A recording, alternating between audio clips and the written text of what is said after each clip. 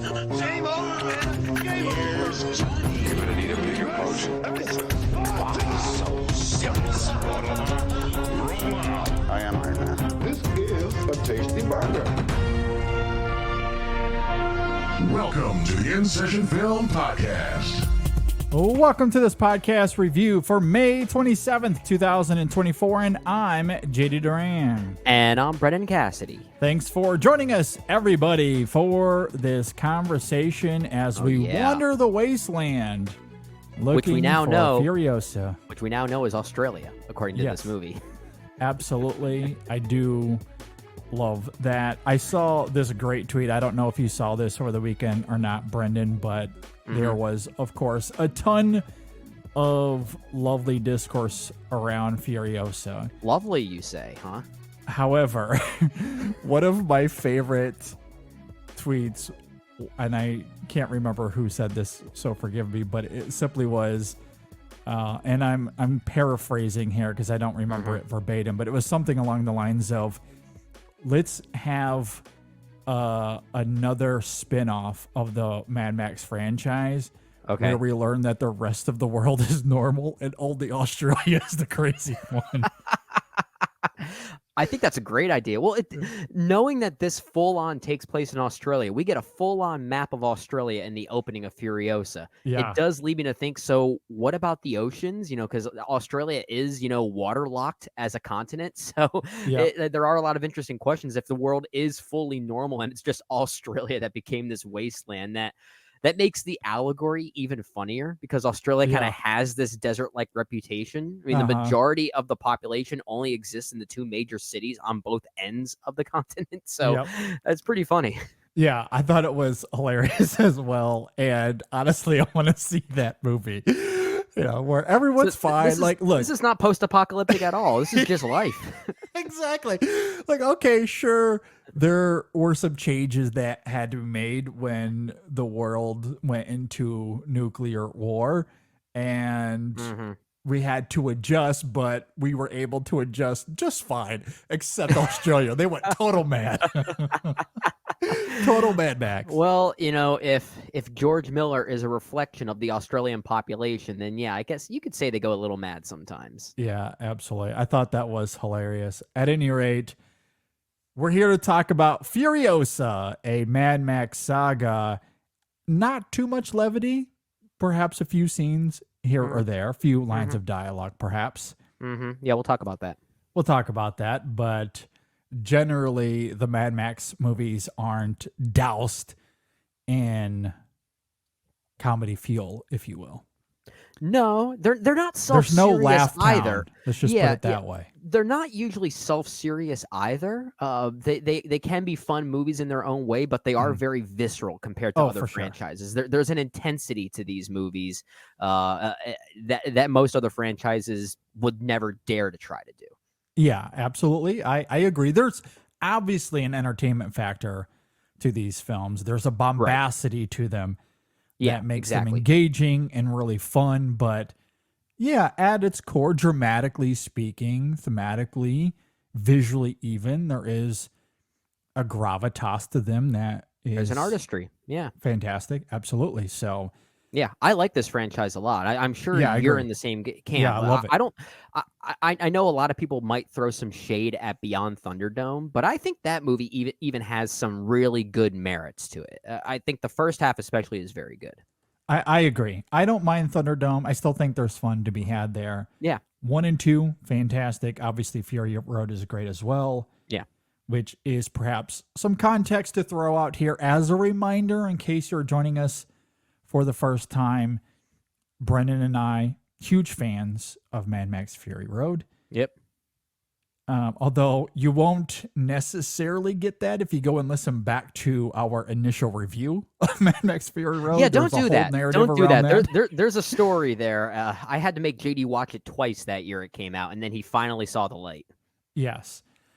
I would urge people to, if they want to go back and listen to our thoughts on Fury Road, to go back to our award show for 2015, our top 10 specifically, where that film made both of our lists, because I did come around on Fury Road for sure. And you you'll always hear liked us- it. Let's make Yeah, that clear. yeah, You were never always liked down it, on yeah. this movie. You were just at a point when you first saw it. I think you said something like the word masterpiece is being thrown around a lot, and you Yeah. weren't quite there I yet. couldn't go there. No. Yeah, but now you're there. Yeah, absolutely there. Yeah, especially after that recent rewatch I did a few weeks ago. Oh, for sure. Yeah, totally there. Before we move on to Furiosa real fast, I did find the tweet. Oh, you This did. is Okay. from Brooks Otterlake on Twitter, who said there should be a Mad Max movie that reveals the world outside of Australia has actually remained pretty normal. So I was close. So I got it pretty close. I love that idea. Yeah, so good. I would see that. I would totally see that. Yeah, I would as well. All right, let's get into this. George Miller, he is back, giving us more of The Wasteland. Furiosa, a Mad Max saga directed by George Miller. It stars Anya Taylor-Joy, Alila Brown, who plays the younger version, a younger, even more young version of Furiosa than what Anya Taylor-Joy does. Yeah. Chris Hemsworth, Tom Burke, Latchkey Hume, Charlie Fraser, and a bunch of others that come and go throughout the film with some glorious names here, by the way. Oh, God. Of course, it's a Mad Max film. They're going to have great names. We have the History Man as the narrator. Even the narrator has an awesome name. I know. The History Man. And as we simple also as get, that sounds, but somehow it just sounds so cool. It's just as cool as like Toe Cutter or something like that. It's great. Of course, Immortan Joe is back. Yeah. We have Praetorian Jack, the People Eater, the Organic Mechanic, fantastic. Rictus Erectus is the name of a character here. Scrotus, of course. Yeah. And some of these actors and characters that they're playing, we have seen before. We've seen before. In Fury Road. Like, we've seen the Organic Mechanic before. We've seen Rictus Erectus, played by Nathan Jones, in Fury Road as well. Yep. So there are some ties that are happening here that are a bit more literal than maybe we would have expected from a movie like this. Absolutely. And perhaps we'll get into some of that. If you're not familiar with Furiosa, the film, that is, it is the origin story of renegade warrior, you guessed it, Furiosa, before her encounter and team up with the great Mad Max himself. Okay, let's go ahead and jump right into this. Brennan, what did you think about Furiosa? Thank God. That's my review is thank God. I was worried about this movie. I think we talked about this many times, JD. The marketing didn't really sell me on this one. I was a little concerned going into it, given the trailers that we did see. I felt like, okay, I feel like I'm just seeing, visually speaking, I'm seeing another Fury Road. And I was hoping to see something very different. This film is very different. We're going to talk about how it's a very different movie. Yes. And I have to give George Miller a lot of credit here for shifting gears, pun intended, into something this solemn, this grief-stricken, this regretful. This shares a lot of similarities to something like Clint Eastwood's Unforgiven. If I were to make a comparison, as a tale of vengeance corrupting the soul and then crystallizing in this artful way that I'm sure we'll talk about. Yeah. I don't often like going into comparisons when initially talking about movies, right, JD? We don't really like doing that, but I think it's worth doing that at least here to really demonstrate that Furiosa is its own thing. In case people are, in fact, hoping to see another Fury-like adventure, Furiosa is tonally a very different beast. And I've heard people make comparisons to saying that Fury Road is Kill Bill Volume 1 and Furiosa is Kill Bill Volume 2. Yeah. I forget who made that comparison, so I can't take credit for it, but I think it's a very apt comparison. I heard someone else even say that Furiosa has more in common with something like, remember the Panos Cosmatos film Mandy starring Nicolas Cage? Oh yeah. This is very much like that. It's got more of a tranquility to it in comparison to something like Fury Road or even The Road Warrior, right?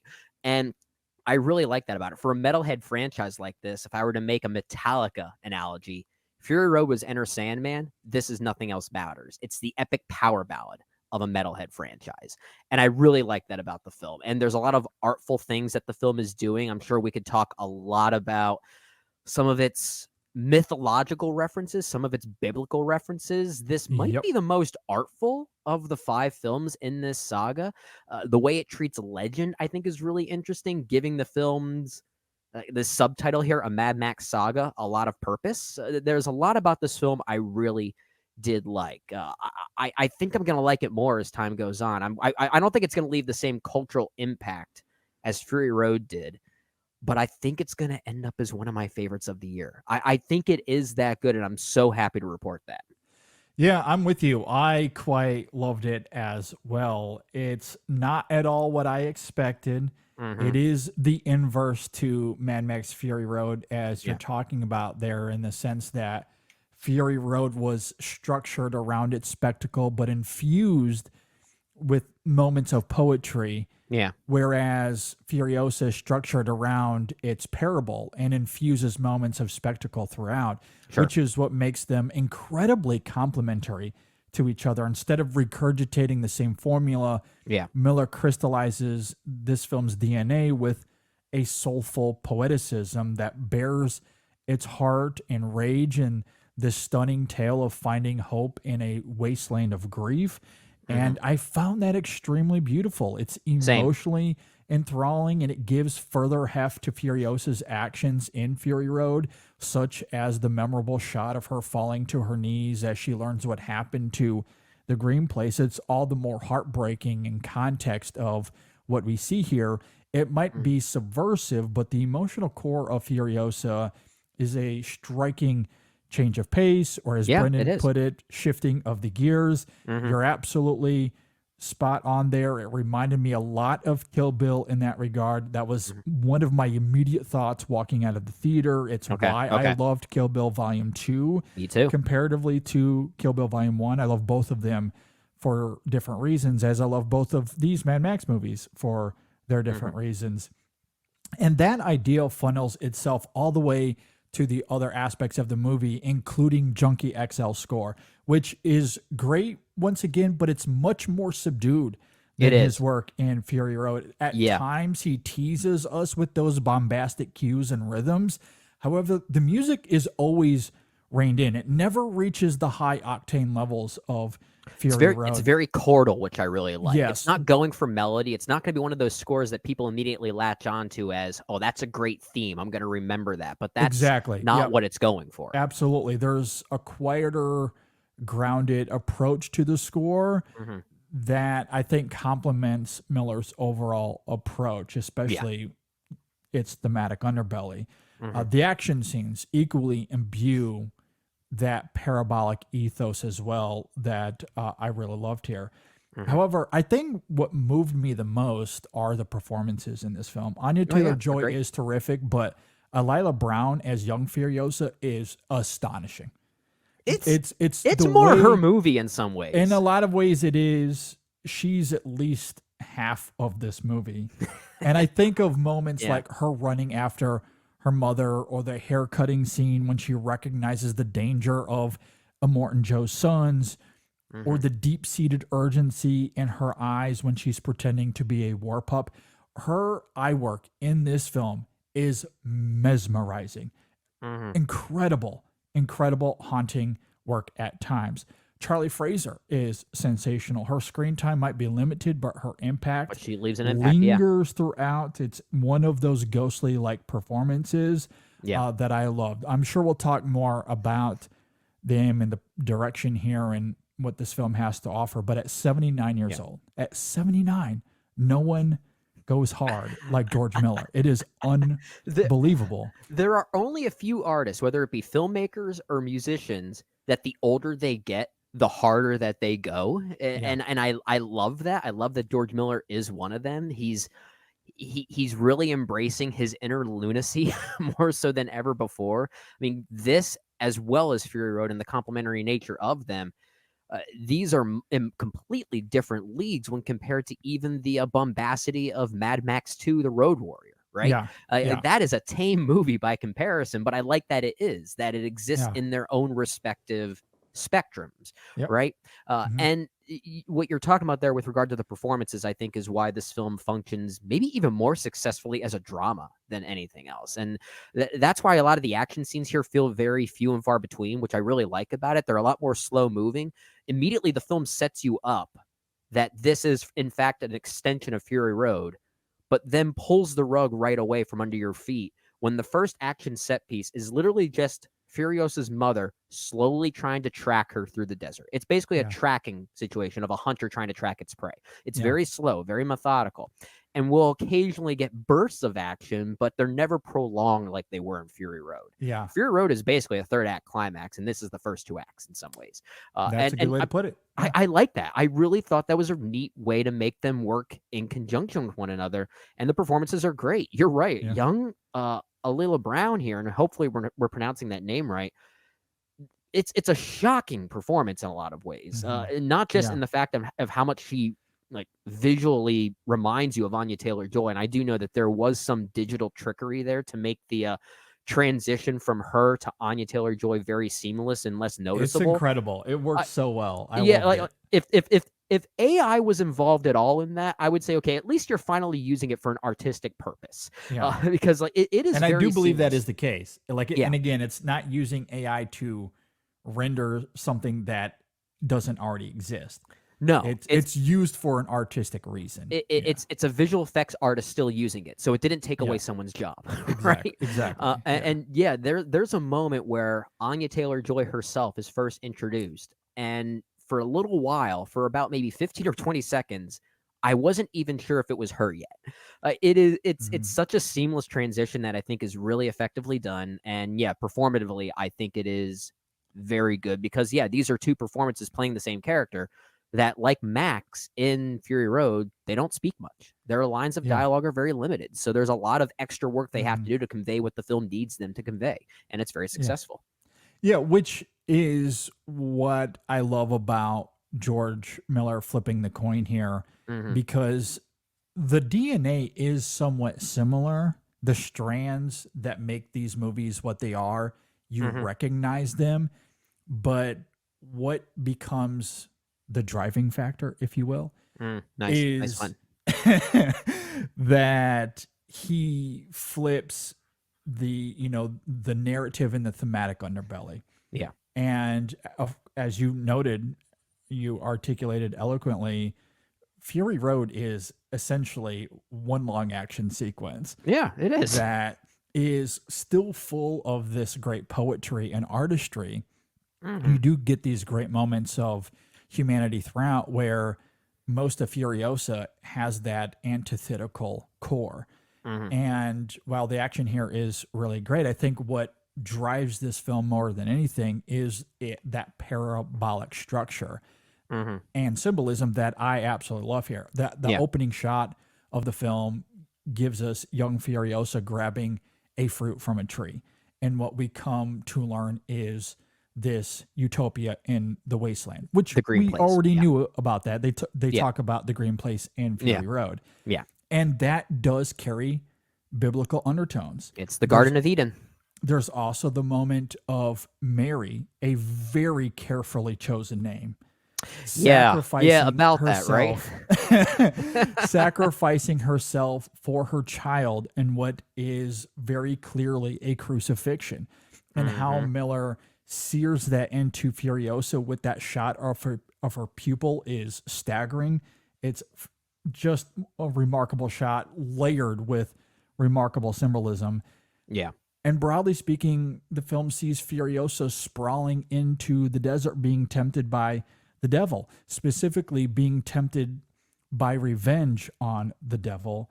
The devil, of course, being Dementis in this film. And by the end, like all great parables, the film evokes interpretation and myth, crystallizing in a shot that's clearly invoking the Tree of Life, cementing further Furiosa's transition from seeking revenge to hope-filled redemption. And that, to me, is what gives so much power to that moment in the desert as she faces off with the devil, if you will, where Dementis asks her, do you have it in you to make it epic? Yeah. It's a Great line in question and of that, itself, but yeah.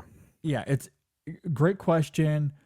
And in context of this film, it is so astoundingly powerful because one, we know what happens in Fury Road and we know Right. how epic it is.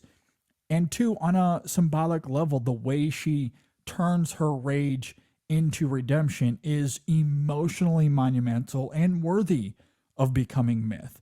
Mhm. And how Miller uses something that can feel marketable in a way, a line Oh, like it that. it it has its cake and eats it too. This It film, I just love how it subverts those expectations and utilizes it for something much more sorrowful and something oh, more deeply profound as it relates to yeah. Furiosa as a character. It is so full of recontextualization, if that is Yeah. even the right word for it. There are so many references to not just the biblical, but also Norse mythology, Greek Yeah. mythology, and Yeah. emphasizing all of those things. And I don't want to get too heavily into the specifics of that because I feel like we would get into spoilers in doing so. But you're right that there are references to the Garden of Eden in the beginning, Furiosa Mhm. essentially being cast out for her quote unquote sin for picking the apple. So there's a little bit of that Yeah. happening too, if you want to look at it a bit more literally. Sure. Yeah. The constant references to the gates of Valhalla certainly harkens back to Norse mythology, Ragnarok, all of those Yeah. things. With regard to Greek mythology, again, this is where I'm going to dance around it a little bit vaguely because I don't want to give too much away. You already talked a lot about the invoking of the tree of life at the end here, Yeah. but there's also some parallels you can make to Prometheus, Dementus being maybe a Prometheus like figure, maybe Yeah. Furiosa taking on the role of Zeus in some ways. Sure. So there are some of those things happening here, and I love the way this film treats its tale of vengeance by the end. Because it's not just a traditional take on vengeance, and Miller has even said that taking vengeance literally brings you to a full stop and a downward spiral. So, how Ah. this film ends in a way that's kind of uh, like Ouroboros in a lot of ways, the serpent eating its own tail. It's kind of got that little thing happening here. This eternal cyclical nature of destruction and recreation happening. It's what fuels Furiosa to rightfully move forward, as you're talking Yeah. about. She's not confined by the past. She's not like Dementus, who has at one point maybe had a sense of humanity in him, but has now basically sold his soul to the wasteland, right? Yeah. Furiosa herself is battling those inner demons, but finds a way to utilize it, keeping it alive, bearing the fruit of her past and fueling her future. It Yeah. does so in a very poetic way that I found quite moving in a movie that I I did agree. not expect it to be as moving as it was. I agree. I do think it is important to denote, at least on a deeper level, given what we see in Fury Road, Mhm. that revenge is not what defines Furiosa here. Yeah. Perhaps that's what the film does best in recontextualizing her motives. Mhm. Revenge does drive much of her actions throughout the film, Yeah. and there is a level of satisfaction to how that plays out in the Oh end, yeah, but for sure. that's not the root of her choices Mhm. when a line is drawn in a literal sand, if you will. Yeah. Yeah. And I think through its parabolic storytelling, we see the wheels turning in terms of her hope and why that's the thing she clings to rather than just straight up bloody Mhm. revenge. Another Yeah. moment that she gets with Dementus, he says to her, "Where are you going so full of hope? There Yeah. is no hope." Yeah. And you contrast that to Furiosa. And you're right. I do think in Dementis, and as playful as Chris Hemsworth is here, I do think the film gives us just enough, especially when he does bring up his past. Mhm. Hemsworth brilliantly, it reminded me a little bit of Thor in this way, where when I he can does see bring that. up his past, there's a tinge of sorrow there. You do understand that heartbreak drove him to a breaking point. Yes. Yeah. And that comes through in the performance. Now, the film isn't about him and his journey in getting to where he is, But that's why you bring in a performer like Hemsworth who can Yeah. bring that out when it's not really there on the page. That's the beauty of all of these films. It's the performances that are able to fill Absolutely. in those gaps, and that's the whole point. Like on the page, exactly. these characters are kind of underwritten, but that's what makes them well written, right? I It's the agree. perfect balance. And you contrast that to Furiosa and what we see here in terms of those opening sequences. And I think that's why those that opening chase sequence that you note there is so incredible, and why it's so important. Charlie Fraser as Mary, again, very carefully chosen name, but her sacrifice lingers throughout this film, and it does imbue Furiosa with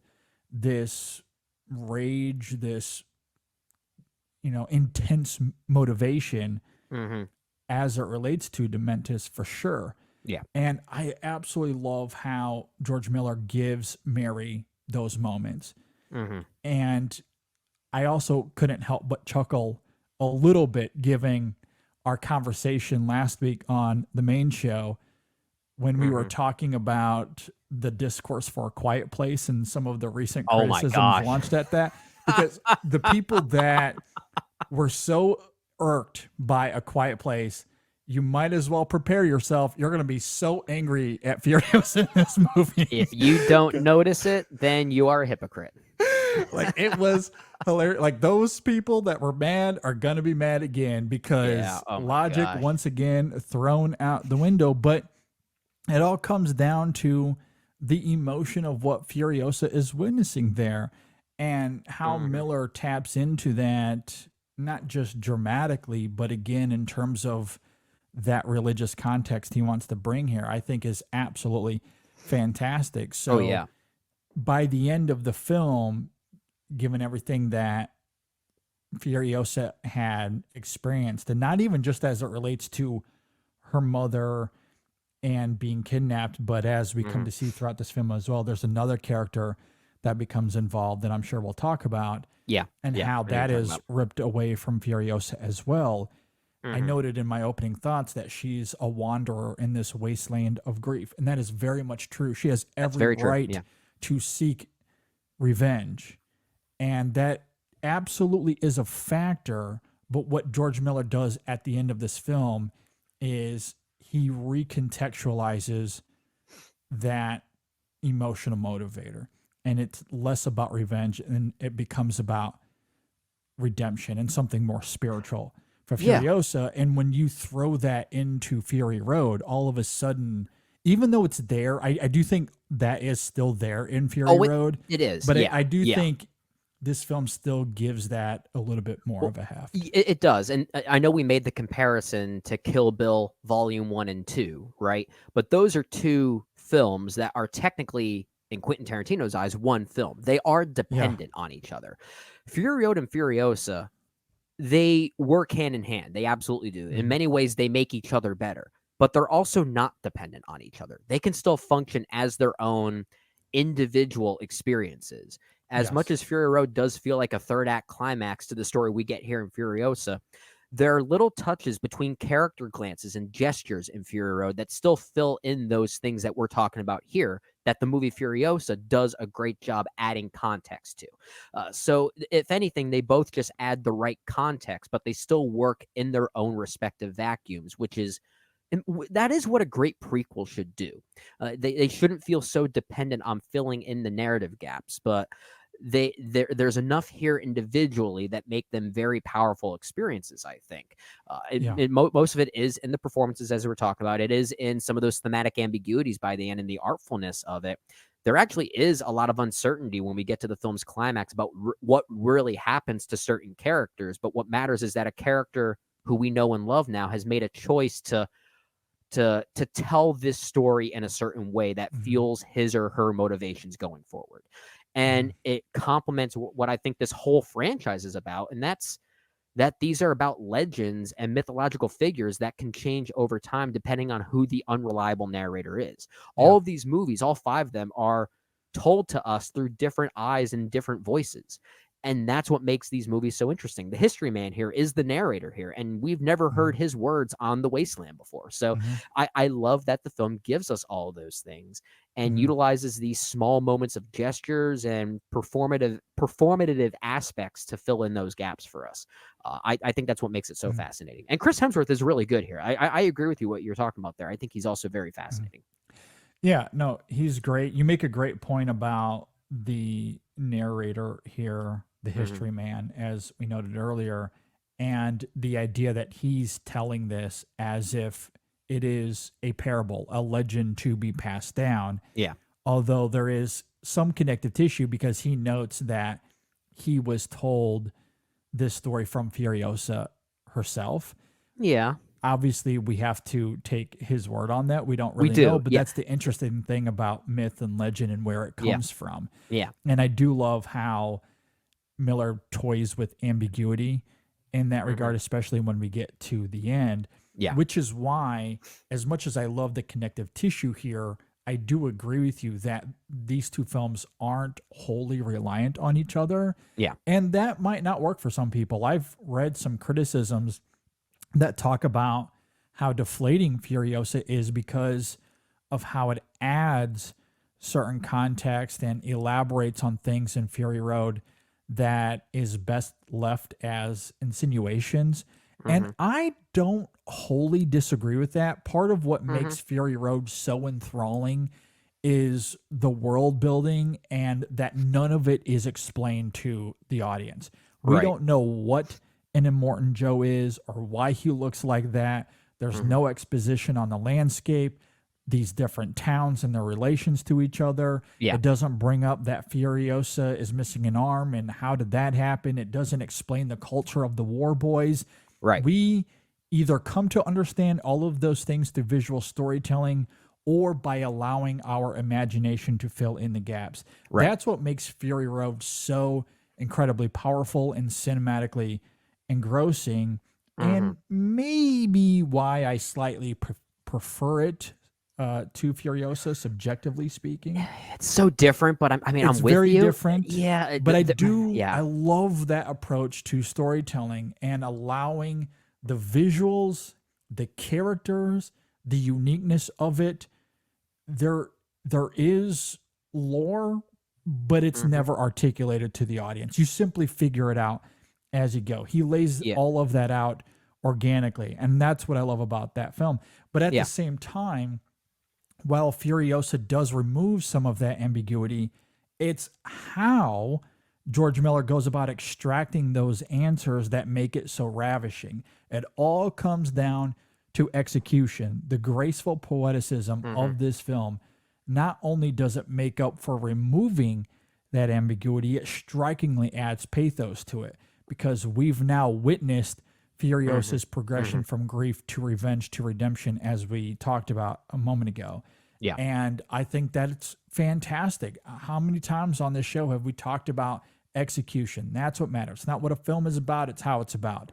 Absolutely. And sure, I could understand feeling disappointed that this film answers questions from Fury Road that we don't necessarily need the answers for. And honestly, from a narrative perspective, there's really nothing that we see here that you couldn't insinuate based on Fury Road. That is what I want to get into, because as much as I agree with you that the how is very important and successful here, the what is not really all that detailed in giving us what this lore is. Like we come out of Fury. If you see both Furiosa and Fury Road, you still don't know a lot about what happened to this world and where we're at and things like that. I mean, like there are still some unanswered questions around the what of the wasteland and the whole nature of who these people are and how they came to be.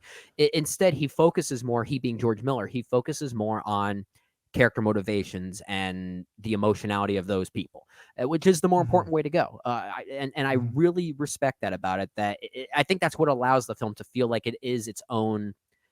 It is its own beast. It is its own thing. It doesn't need to connect to Fury Road. I think doing so might make both films a little bit better in that regard. They're both doing very different things that make each one better in certain elements. but they're still both great in their own respective terms. And I love that that both films are able to do both simultaneously. That's a very impressive feat. Yeah, I agree. It doesn't bother me. I don't think the film goes too far into It doesn't. We don't get a flashback on a Morton Joe or the War Boys or anything like that. Like the culture of the War Boys, how that comes about. You're right. All of that is still very intact. Yeah. However, I do think it expands on Australia. You talked about how there's a map at the beginning of this and how it comes into the wasteland, and throughout the film we come to see these various different towns which are referenced in Mad Max Fury Road, but we don't really get a grand sense of what this landscape really is and the relations they have of each other. But we do get that's a big chunk of this movie. So if that's an ambiguity that you want and this film removes that, okay, I guess I can understand that. But it's not much. It's more so just visualizing those places as opposed to just you using your imagination to see what Gastown looks like, right? Or the Bullet Farm. If any, like we don't really know a whole lot still about how they came to be, how they were built, how long they've been there. Like the lore and the history of them is still somewhat uncertain, and I do love that. Yeah, I agree, which is why, again, it doesn't bother me too much, but it does expand on all of that from Fury Road. If you simply want it left the way Furiosa, or not Furiosa, but Fury Road, the way that film lays it out in a much more bare way that just references these things, and you're able to gather how this society functions. Yeah. Which I do think you're able to do. Again, even though George Miller expands on that here, it doesn't really give us anything more than what you can insinuate based off of Fury Road. That's not a criticism for me. Maybe it's not for me. Your point, if anything, he's able to expand while also giving us nothing simultaneously. Well, that's why I think that criticism is in some ways fair, but also in some ways a bit unfair. That's the point I'm trying to make, is that this isn't like we're getting extended flashbacks of a Morton Joe, like I said earlier, or we're getting extended historical montages about how the Bullet Farm or Gastown were built and how they came to be. We're getting none of those things. And if we did, then I would absolutely agree with that criticism. I would have a lot of reservations about this film, but it does not do that. I still feel very kind of I disconnected from the wasteland. It still feels very alien to me. And even though we're getting more context here with Furiosa, that alien-like despondency is still maintained. I love that the film still maintains that. No, I agree. I wholly agree. Like I do love that he's able to give us more of this world without overindulging or over-explain. Like there's still not a lot of exposition. I mean, even the green place, which we see up at the beginning of this film, we know how it turns out given the events of Fury Road. But this film still doesn't answer questions as to how we got from A to Z. There's perhaps context at the end of this film, given certain conflict, I'll say, some expansive conflict. Maybe that's how the green place ended up dissolving, but we don't know. We don't know. It's kind of all built in fable and myth. That's the structure of this film. So as expansive as it is, I still think George Miller does a great job of keeping it pretty restricted, so we can allow our imaginations to still fill in the gaps. And you know, so like even the expansiveness he gives, I don't know, like I feel kind of apathetic about it. I don't know.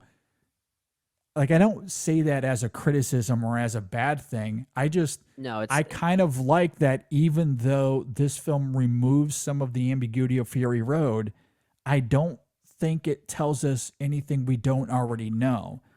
And because of that, I can't really, I don't feel strongly one way or the other. If that makes sense. It does make sense. I would say the one thing that Furiosa, the movie Furiosa, does that maybe adds a little bit too much context to Fury Road, and I know we're going to get to this part. I know we're working our way towards it, and I'm not saying this as a criticism because I haven't really wrapped my head around it yet. I'm still deciding because I think it works really well in the context of Furiosa as a separate experience. But it's the way that the Tom Burke character is interwoven here as a character named Praetorian Jack. And I know we need to talk about him because once he's introduced, even the way he looks, he's kind of Max-like in a way. Yeah.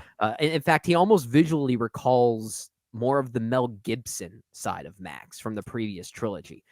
In a way, he almost kind of looks like him. And I don't know if that was deliberate or if it was just me filling in those gaps. Because I know that you say that. Well, yeah, and I feel like that was maybe me. But now the fact that you agree, maybe that was a deliberate choice to make him kind of Max-like. But there is this trustworthiness that forms between Furiosa and Jack in an almost romantic kind of way, we can say. And having that happen does add some context and justification for her relationship with Tom Hardy's Max in Fury Road. That's where their trust and their kinship makes more sense. At the same time, I do wonder, that works so well in Fury Road on its own terms. Is it better that they were able to find that just within each other in the context of Fury Road as a separate experience? Yeah. And that's the one thing I'm kind of wrestling with, that maybe if Furiosa does give us a little bit too much context on anything, it might be on the Praetorian Jack character. You know, and I think that's perfectly fair. I think that's where these two films, as much cohesion as there is between the two, where we talked earlier about how they can live separately, I think that's where Jack and Max ultimately function at their best. Yeah. Because I do think as a seamless narrative, if we're looking at this the way we do Kill Bill 1 and 2 as one story, Sure. I do have some questions about that as well. Okay. And maybe some of that comes down to the timeline. Maybe I'm quiet placing this a little bit, which could be fair. That certainly could be part of it. I don't really know. But there is something about that relationship with Jack that she has here, that Furiosa has, that I think is wonderful. I love the earnestness in Jack. I think it's great in the movie, yeah. It's fantastic. Tom Burke is wonderful as that character. And I love the way that slowly unravels. I think the pacing of the film, how George Miller allows room to breathe for that relationship to unravel and breathe, I think is perfect. Yeah, I agree. And so I bought that relationship wholly. Same and here. In the context of this film, on its own terms, I think it works wonders. I agree. My only pushback might be, I don't think it adds anything as far as Furiosa's revenge arc goes. Everything we see with her mother at the beginning of the film, I think, was enough, especially given some of the dialogue, her notions to Furiosa, a young Furiosa, about the seed, plant the seed, remember me. I forget the line, but she says something along those lines. Yeah. And that as an emotive tool for Furiosa, I think is enough to sustain everything she does throughout the rest of the film. And I didn't need Jack to add fuel to that fire. Yeah, it could seem a little, I guess, repetitive in that regard. It's a little redundant. Yeah. However, again, circling it back to the E word, the execution between Jack and Furiosa, like how that's depicted here, is it's heartfelt. Great. It's heartfelt. It's so it really heartfelt. is. It's sincere. Like, there's a it's great earnest. mini romance movie in this entire experience. I agree. I do love it. Now, the way George Miller ends this film, and again, this is where timing is ambiguous. We don't really know, but he weaves the ending of this film to the beginning of Mad Max Fury Road. That's one of the final shots of the movie. And then, of course, there's the end credits as well. If there's an immediacy to it, that questions some of those choices all the more for me. Like, as far as Furiosa goes. That's fair. At the end of this film, and we talked about how it's less about revenge, it becomes more about redemption and hope. Yeah. that could be the explainer. However, given that relationship she has with Jack, it does leave her in this aura of grief. And having this grief laid upon you so suddenly, to then immediately turn that toward a different character, Max in Fury Road, is a little contrived, perhaps. I don't, or at least I don't know if that works. Like, that does feel a little weird, if I'm being honest. And that's an added component to where I'm struggling with it a little bit. It's not just the added context that makes the Max Furiosa dynamic more. It makes that relationship make more sense, right, in Fury Road in a lot of ways. But given the timing of it, does that make it all the more confusing? I think that's a very fair question to ask. I kind of think there is a bit of a time jump between these two, and I kind of wondered that as well. I think that might be the case. Well, and I think just taking the fact that Anya Taylor-Joy is still not Charlize Theron. I think if we were to see the transition to Charlize Theron within this narrative, then maybe we could imply that like it is if a bit she more cameoed immediate. at the end, then it'd be like, okay. And I mean, she kind of does, but it's through footage of Fury Road. So I think it does imply that she has still gotten older. And I think that still allows Fury Road to work in its own right. But at the same time, I still wonder the fact that she even had this relationship with Jack, while it is very successful in the context of Fury Road or Furiosa as its own movie, there's something about the kinship between Max and Furiosa in Fury Road that the work was done in that movie on its own, that I don't know if I needed another male-female relationship dynamic to justify that even further. I guess that's the thing I'm kind of wondering a little bit of. And at the same time, as you talked about it, maybe being a little bit redundant, even in the context of Furiosa as its own experience. Yeah. I mean, but I do like the idea that maybe for a brief moment, she has found some semblance of hope, only for that to be taken away from her once again, that isn't directly tied to family or the green place. So the fact that it is someone literally disconnected from her own past, someone that's completely separate from that, I like that idea. But I just wonder if in a general sense, is this the moment where maybe slightly too much context was provided? And I think that's very fair. And I think I'm leaning toward yes, especially when you add in the redundancy. Okay. But that doesn't mean that I dislike the relationship. I was still moved by it. So that's I'm moved. kind of praising it and criticizing it at the same time. I don't know where I've landed yet. I need to see the movie again to see where I can place myself in the context of that. But I mean, it works. And then I think it doesn't work. It's like both. And I will say, I think you make some great points that while it's left ambiguous, and Miller certainly wanted it to be that way, given the depiction of Anya Taylor-Joy and Charlize Theron, I think it's fair to assume that there is some sort of gap there in time, because Anya Taylor-Joy is obviously a younger version of Furiosa. And I think it's fair. And also, you couple that with an image of a character. This circles back to the Tree of Life. Obviously, I'm being vague here. Yeah. But the way this character is visually arranged in that final shot with the tree, it very much insinuates that there's been some sort of time, that this character has aged to some degree. That's another great point. That's the other thing, because while you were talking, I was actually there typing in, looking up what year was Anya Taylor-Joy born in, and how much younger is she from Charlize Theron when she did Fury Road almost 10 years ago. And there is, between this Furiosa and the Furiosa we know from 10 years ago, there's about a 10-year age gap between them. Okay. That makes sense. So that age gap also makes sense to what you're talking about with regarding this other character and this literal Tree of Life, right? Yeah. There's a jump. There's a jump that has to happen. A 10-year gap absolutely makes sense. And given that gap, if we just take that at face value, that's what it is. I don't mind the parallels nearly as much, because there's been a lot of time. And even at the beginning of Fury Road, it does seem as if Immortan Joe, the War Boys, they really know Furiosa.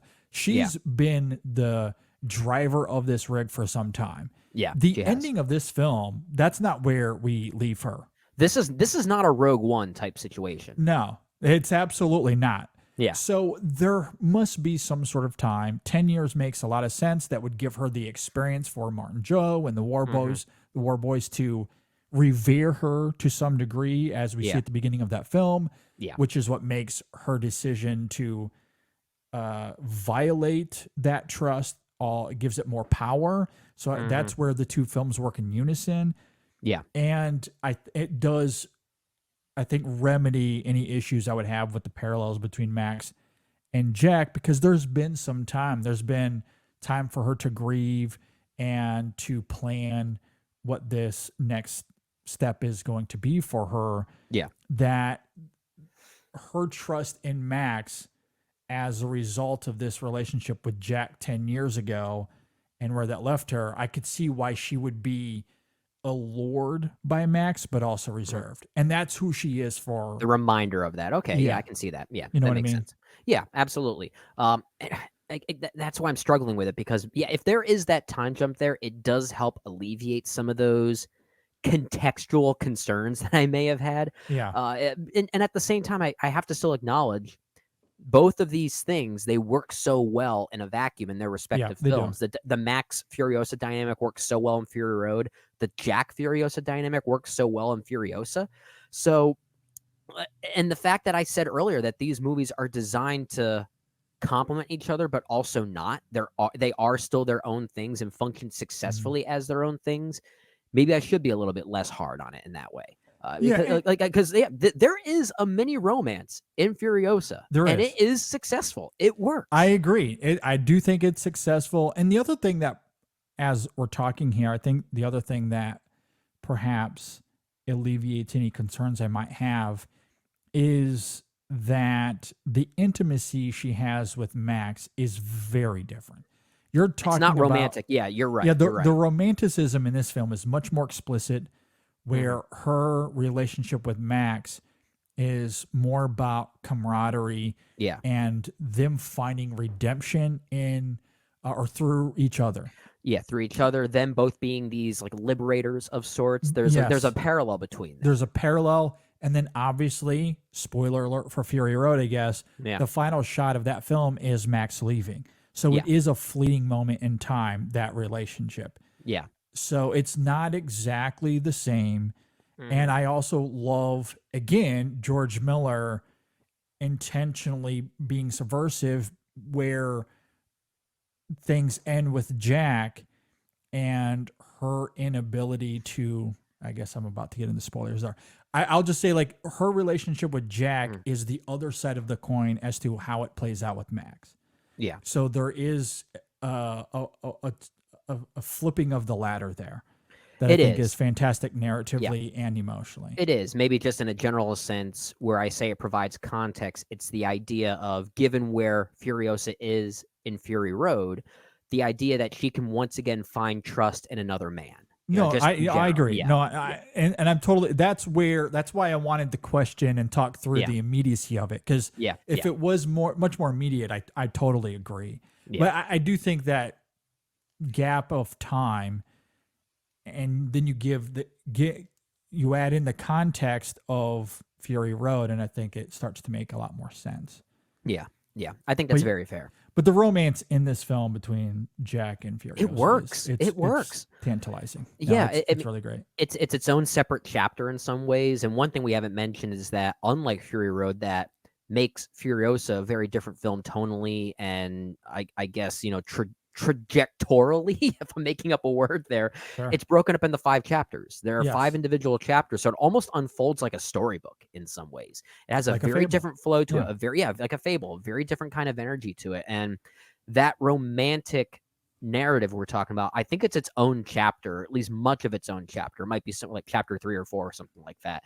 But it does give the film its own unique energy. I think our good friend Jay Ledbetter said it very well in his Letterboxd review for this film, is that Furiosa feels the most spiritual of any of these movies. Yeah. And I think and we talked a lot about the religious connotations of this film, which certainly gives it a spiritual underbelly, but that can also be how a film just feels, just how it flows. It can have like a spiritual energy to it. And this one certainly does, more so than any of its other predecessors. And I think that's very fair. I think what's brilliant about Fury Road is that it's subtly quite spiritual. It and is. I It's cryptically love that way. That about that film. Like its symbolism is subtle. It's not quite as blatant as what we see here. The spiritualism of Furiosa is explicit. And I mean, it's not that subtle. Yeah, the things we talked about, the parallels to the biblical, to the yeah, Greek, it's all to the Norse there. mythology. It's in your face. Yeah, and I it said really it is is. a good thing. That's not a bad thing. Yeah, it's there. It's very much in your face, Yeah. and Miller is inviting you into that parable. Yeah. Whereas Fury Road is all about the spectacle and infusing that spirituality subtly throughout. Right. But that's what makes the teetering of them great. That's why they're complementary companion pieces that I absolutely adore. I agree. And really, when it comes to Jack, really my only criticism now that we've talked it out is I do feel like it's a little redundant regard to Furiosa's arc. But that aside, that's fair. I pretty much loved their dynamic throughout the film, and it ends in this. Well, I guess I don't want to get into spoilers, but I know. I mean, I feel like we've it kind of already given it away. It adds to the pathos of the film. I'll just put it that way. All I'll just say is I hope those who are listening this far into this conversation have seen the film. We'll just say that. Yeah, absolutely. Any final thoughts? Anything else that we need to talk about here? I mean, I know we talked a little bit about Chris Hemsworth. I do think his performance is very good as Dementis, a very compelling figure. And yeah, like most of the characters in any Mad Max film, they're not really that compelling on the page, and that's a good thing because it allows each respective performance to do what they need to do to elevate the material. And what I think is so fascinating about Dementis is when you first meet him, he's a compelling and intimidating presence for sure, but he still has these hints that maybe you can see a humane side to him. At least like the way that he treats young Furiosa. I guess you can almost make this debate that there is sincerity and that he does seem to have a care for her and that he wants to protect her, or if it is maybe this kind of trickery, this sort of conniving nature in him. It could be one or the other. But given his history, that is only somewhat told to us. While I don't think Dementis has an arc necessarily, he does have a progression. And I think you definitely sense that. You definitely sense that his dehumanization hasn't fully been completed yet when we first meet him.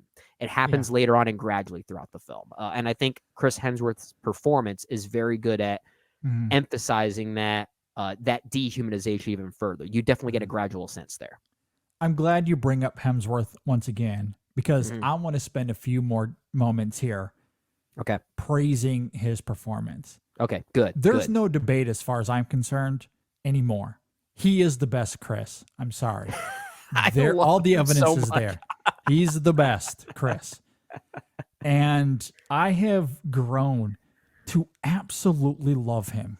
If I have a man crush on anyone in Hollywood right now, it's Hemsworth. Absolutely It's Chris Hemsworth. Yeah. No doubt about it. So, admittedly, I'm laying my cards out on the table here. This certainly could be bias, but I loved his performance. I think I'm with you. Yes, he's exuberant and theatrical. He's really fun. There is a menacing volatility to him at times throughout this film as well. But you are right. When we hear him, and I noted this earlier, but I want to reiterate once again, especially because we talked about Elila Brown earlier and how remarkable she is with her eyes in this film. You know who else is great with eye work? Chris freaking Hemsworth. I agree. Because in those moments when he's invoking his past, it's quiet, it's subtle, it's brief. But when he does talk about, there's a couple of moments where he talks about having sons of his own that he no longer has.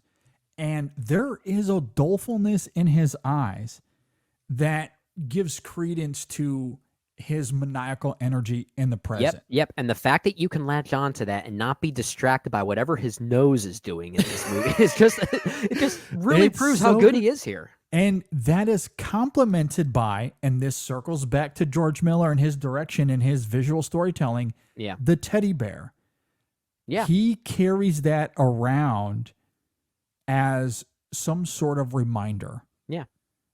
And it's, I think, a big reason why he clings to Furiosa, because having Furiosa, and to contrast that to a Morton Joe, I never got the sense that Dementis was keeping Furiosa around for some sort of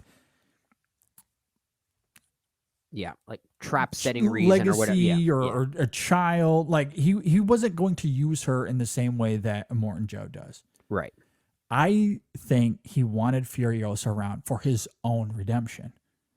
Yeah. Because he lost his family. Here's a way for him to gain something back. That's why this doll, this teddy bear that he keeps around, that's clearly personal to him, he gives it to her. He does. Now, he does it in a playful, exuberant kind of way, but that doesn't mean it's not sincere. it doesn't right? mean that it's not sincere. Absolutely. And I absolutely believed that in the moment, that it did come from this place of earnestness.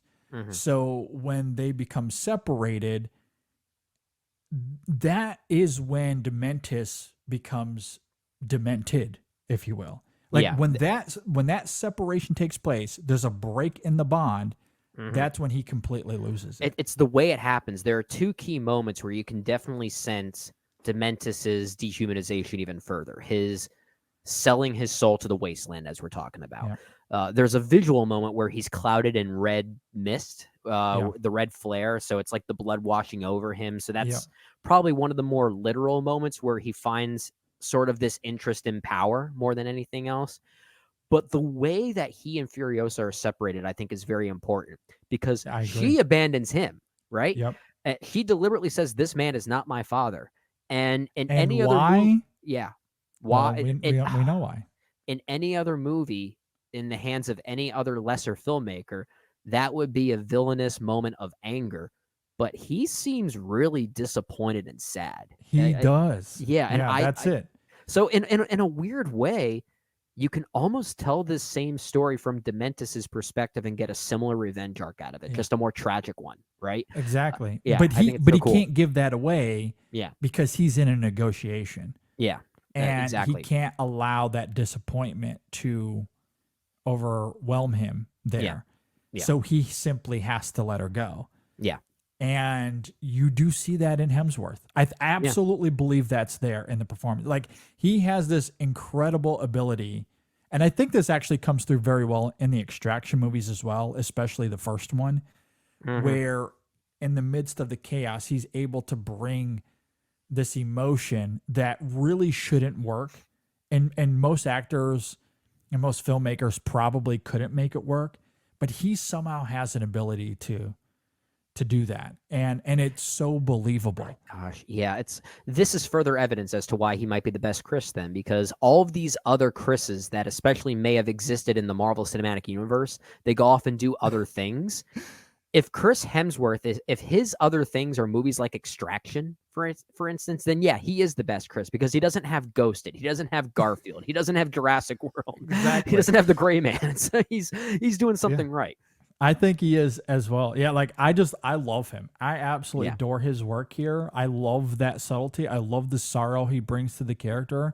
And it is subtle and mostly, I mean, because on the surface, he's really playing up the exuberance in the character. And I think by the end of the film, given that disappointment we just talked about in losing Furiosa, you couple that with the tragedy that led him to where he is throughout the events of this film. And as things unfold and he finds himself a lot more isolated, I should say. Yeah. At the end of the film, there is this ominous foreboding that he brings to the character that taps into this I don't know, like this bleakness. It's almost like he wants the suffering to end. Yeah. And he loves playing the foil to Furiosa. And he loves that. It's almost like he's been waiting for this moment to happen and is really tapping into it in the only way he knows how to. Yeah. And it makes for some great exchanges between the two, as we somewhat talked about earlier in this conversation. Mm-hmm.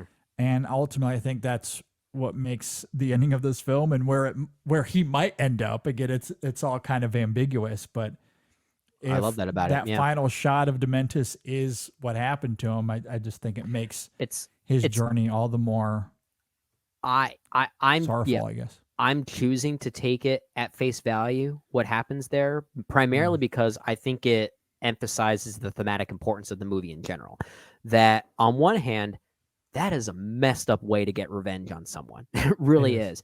But at the same time, it's also not fully vengeance in the traditional sake. Like I talked about earlier, George Miller has said in a few interviews that taking vengeance brings you on this downward spiral, this stopping point, right?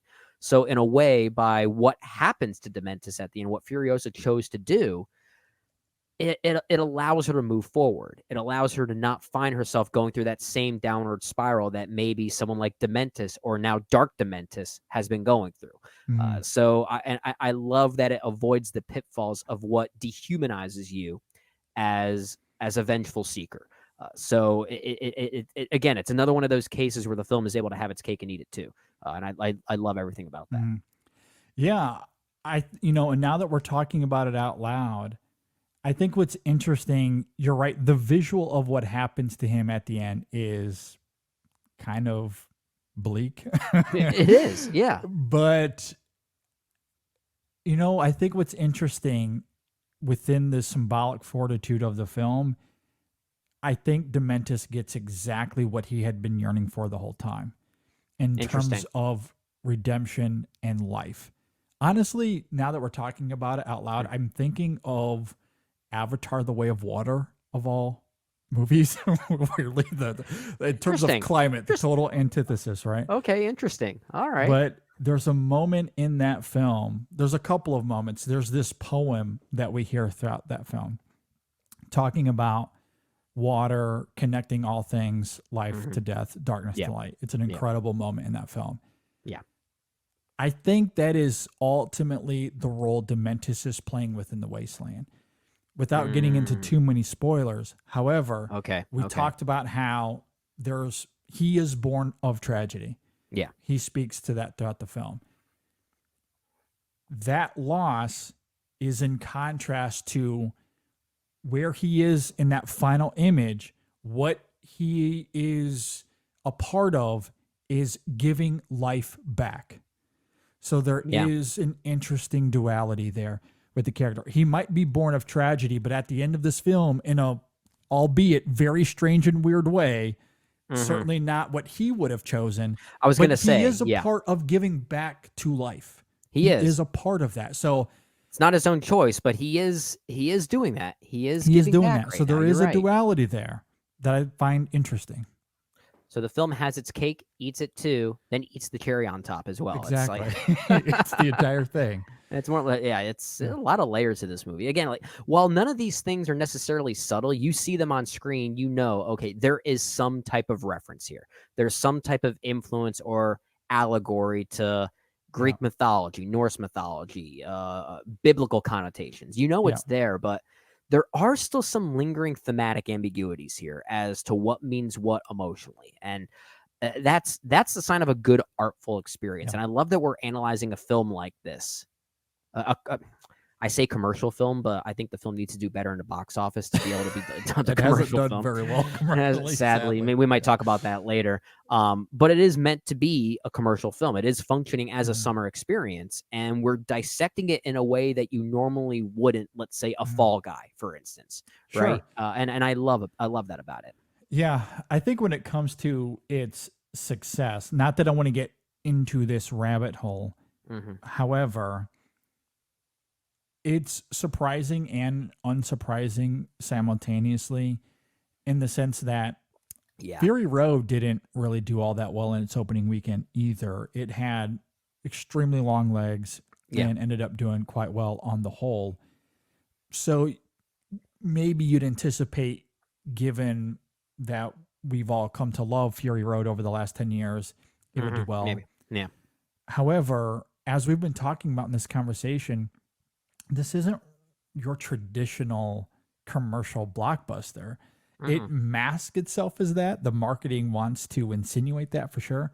Yeah. But this is a film that is driven by its poeticism Yeah. and its artful touches. And there's this emotional backbone to it. I mean, there's certainly action and spectacle in this film, but it's much far and few in between comparatively. It to is. Fury You're right. Road. Yeah. And I guess I can see why the appeal wouldn't necessarily be there, which is why I don't think this will have the legs that Fury Road had. This is going to be a film that people catch up whenever it comes to This Max is the app. Yeah, this is yeah, Max. It's right. This is one that will be found. It'll be found after the fact, unfortunately. But Sorry, go ahead. But I was just gonna say I think it will be found. I think it will start to develop an audience. Last thought. What did you think of the cameo kind of near the end of the film? Was that a little on the nose, unnecessary, or just kind of a fun little Easter egg? I thought it was a fun little Easter egg because it's so on the nose that it's almost kind of a joke. Yeah. It's like I kind of just went with it. It's like, I loved it. oh, okay. He's just kind of there. All right. But again, like I think it kind of works for the thematic context of this film that this mythological being that's always there in some way, right? Yeah. I think that this is a film that's kind of making the idea of these figures as mythological creatures of the wasteland, it literalizes that a bit more. So to have this cameo here, I think just adds more justification to the subtitle. I'm okay with it. Yeah. I think it's fine. It doesn't take away from the experience.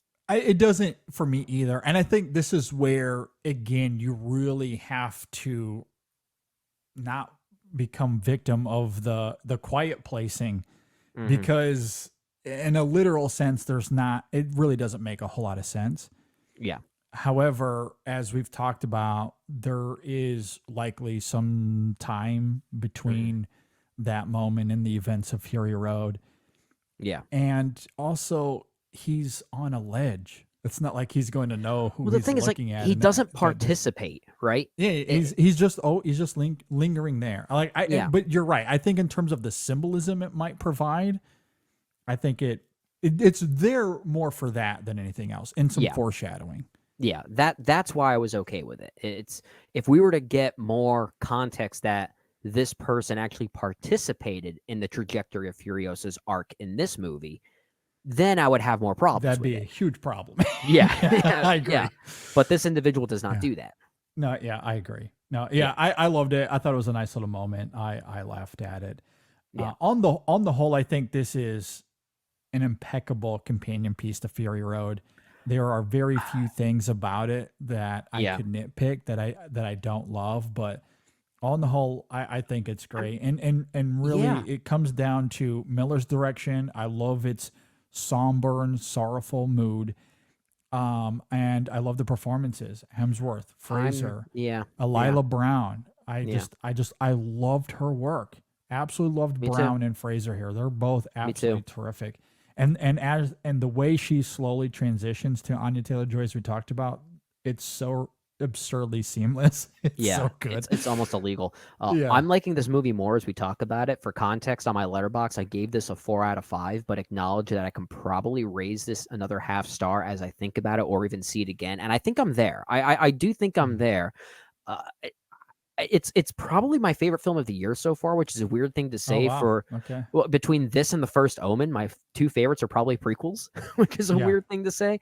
But I think I'm there. I really do. I think it is a very good film, and I don't think it's better than Fury Road, but I think it's doing other things better. That maybe Fury Road isn't necessarily trying to do, but that's what makes them so distinct. It's a great yin and yang kind of thing.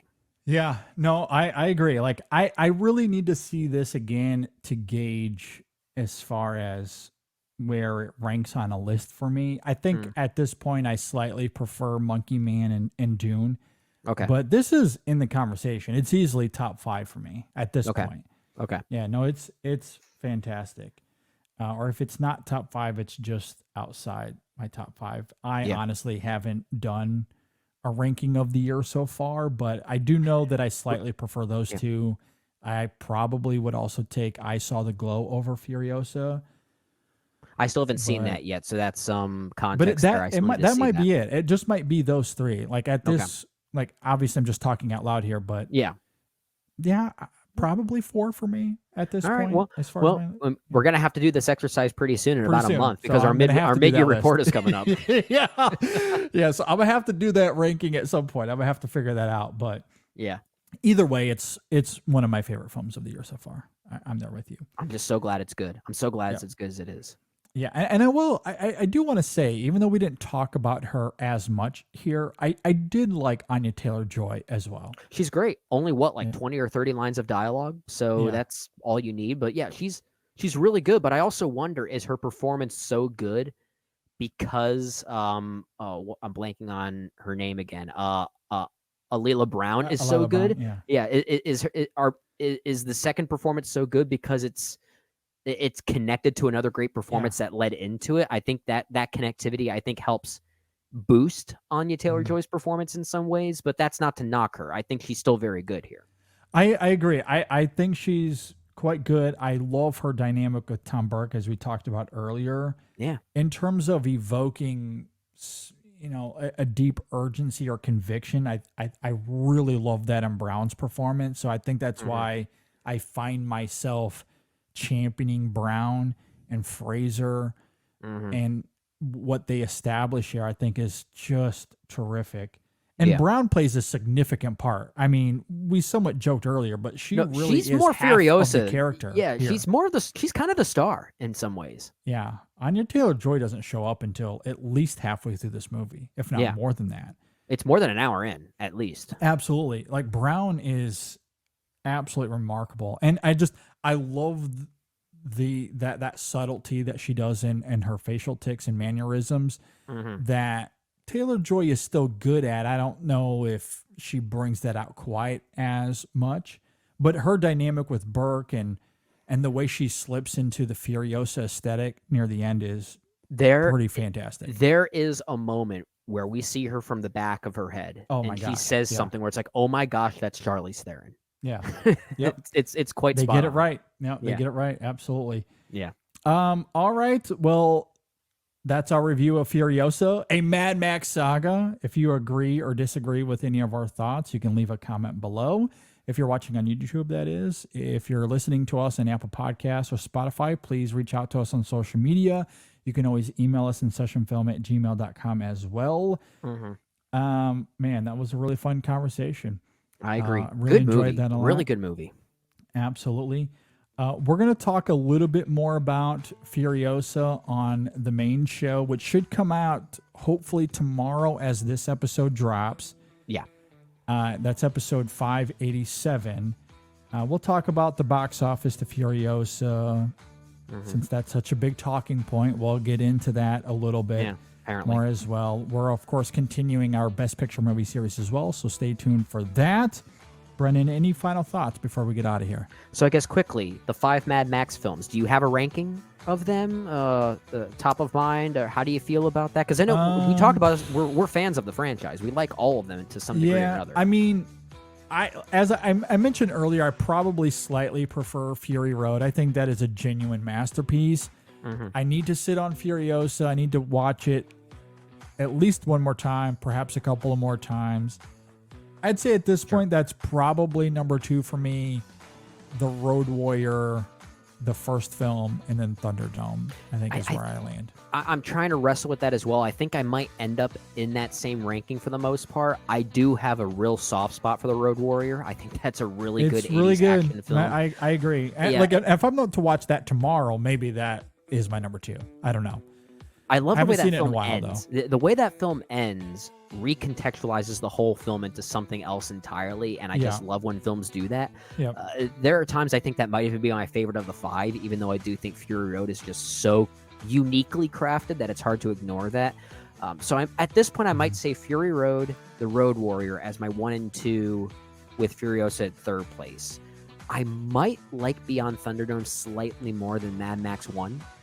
Only because I like when the world gets weird. I like when the wasteland gets weird, and that first Mad Max it's an early film from an early filmmaker. It's still so rough around the edges. I like that about the film, but there are certain things George Miller would hone in on as a craftsman that I think Beyond Thunderdome just has more of. And that's why I might give that one a slight edge, which might be blasphemy for some people listening, but I don't know. I don't hate Beyond Thunderdome. I think it's an okay film. Yeah, I do as well. I do as well. So I mean, confidently, these last two and Mad Max 2 are easily my thief. Well, those are the three. Those are the three. Yeah. Yeah, I don't. That's not everyone. I think agrees to that to some degree. Yeah, exactly. And then it's just debating the other two. Yeah. Yeah, and I think that makes a lot of sense. But at any rate, I can't wait to see Furiosa again. I very much look forward to checking that out. I'm with you. And also Junkie XL. There's been some interesting conversation about him lately because his work outside of these films has been kind of, mediocre, I guess. Which, I guess it's weird how your memory can be a disservice to you sometimes. Because in my mind, and maybe it's because of Fury Road, I'm like, no way. Like, I love Junkie XL. He's done a ton of great work. And I went to look at his IMDb, and I'm like, ooh. Yeah. There's a lot here that's not super great. And I think it's because some of his work around that time, because his work on Divergent, for example, that film is not great, but his score is the best thing about it. That's a genuinely very good score with some banger tracks. That's fantastic. Is it kind of like the John Powell thing where you just have some composers who are just born to do certain films and certain franchises, but maybe can't quite channel that same melodic veracity that into other things? It might be a similar thing, I guess. That could be the case, and with Junkie XL, and not that I've listened to everything, but of the films I've seen of his that he's been a part of, they're like, that's okay. Like, it's fine. Like, he's done some fine work, some okay work. Yeah. But nothing to the level of what he does with the Mad Max films or even Divergent. Yeah. Which is very good. So I'm with you. Yeah. I mean, that was a little bit of a surprise to me. But anyway, his work in Furiosa is great. I listened to the soundtrack earlier today. It's quite good. It's so different than Fury Road, obviously, but I loved it. I still think it's really good. So yeah, I'm with you. It's doing a very different thing. Anyway, with all of that said, thanks for listening. Thanks for watching, everybody. We'll see you next time on the In Session Film Podcast. Oh, Furiosa. Remember me. Remember